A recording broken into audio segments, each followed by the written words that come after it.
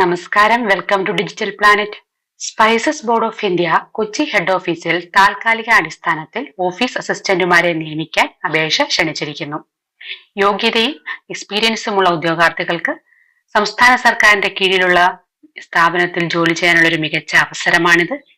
Online മാർഗത്തിലായിരിക്കും അപേക്ഷ സമർപ്പിക്കേണ്ടത്. കൂടുതൽ വിശദാംശങ്ങൾ അറിയുവാൻ വീഡിയോ മുഴുവനായി കാണുക. അപ്പോൾ സ്ഥാപനം പറഞ്ഞിട്ടുണ്ട് spices board head office Kochi. Post office assistant ആയിട്ടാണ്, താൽക്കാലിക നിയമനം എന്ന് പറഞ്ഞിട്ടുണ്ട്. അതേപോലെ വേക്കൻസി 3 ഇനി യോഗ്യത, നമുക്ക് വേണ്ടിയിട്ടുള്ള യോഗ്യത എന്ന് പറയുന്നത് വിദ്യാഭ്യാസ യോഗ്യത അംഗീകൃത സർവകലാശാലയിൽ നിന്നും റെഗുലർ കോഴ്സായി ഡിഗ്രി നേടിയിരിക്കണം. കൂടാതെ കുറഞ്ഞത് 3 വർഷത്തെ ഓഫീസ് ജോലിയിൽ എക്സ്പീരിയൻസ് ഉണ്ടാകണം. ഏജ് ലിമിറ്റ് പറഞ്ഞിട്ടുണ്ട് 40 വയസ്സ് കവിയരുത്. ഇത്രയുമാണ് യോഗ്യതകളായിട്ട് പറഞ്ഞിരിക്കുന്നത്. റെമ്യൂണറേഷൻ പറഞ്ഞിട്ടുണ്ട്, ശമ്പളം 25,000 ഫിക്സഡ് എന്ന് പറഞ്ഞിട്ടുണ്ട്. നെക്സ്റ്റ് പറഞ്ഞിരിക്കുന്നത് പീരീഡ് ഓഫ് അപ്പോയിന്റ്മെന്റ് ആണ്. നിയമന കാലാവധി 1 വർഷത്തേക്കായിരിക്കും നിയമനം.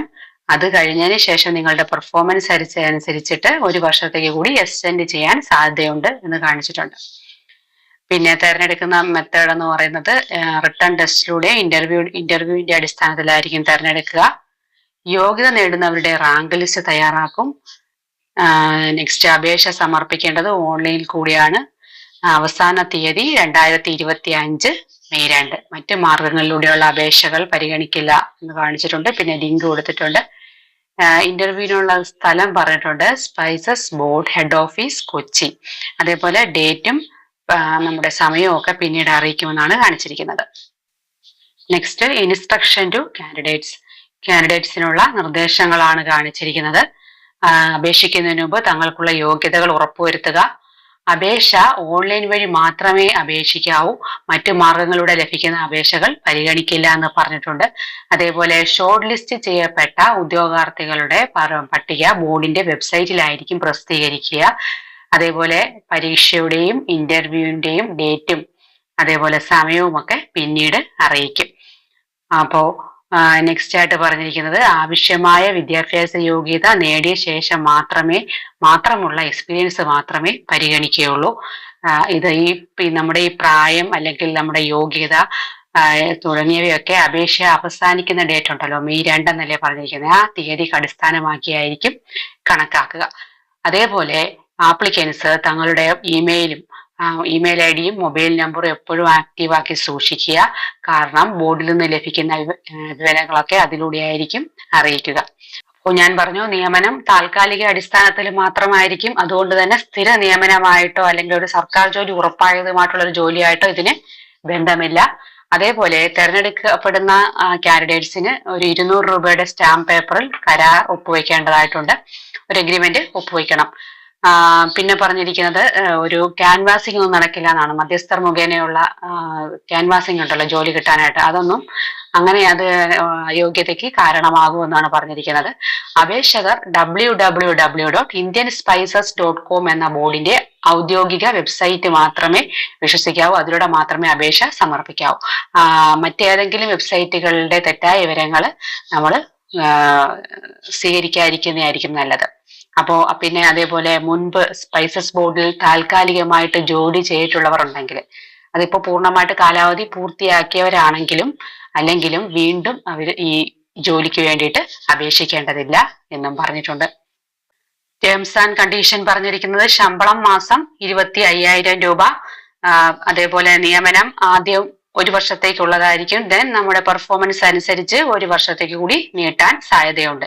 അതേപോലെ DA, TA, റീഇംബേഴ്സ്മെന്റ് തുടങ്ങിയ ആനുകൂല്യങ്ങൾ ലഭ്യമല്ല.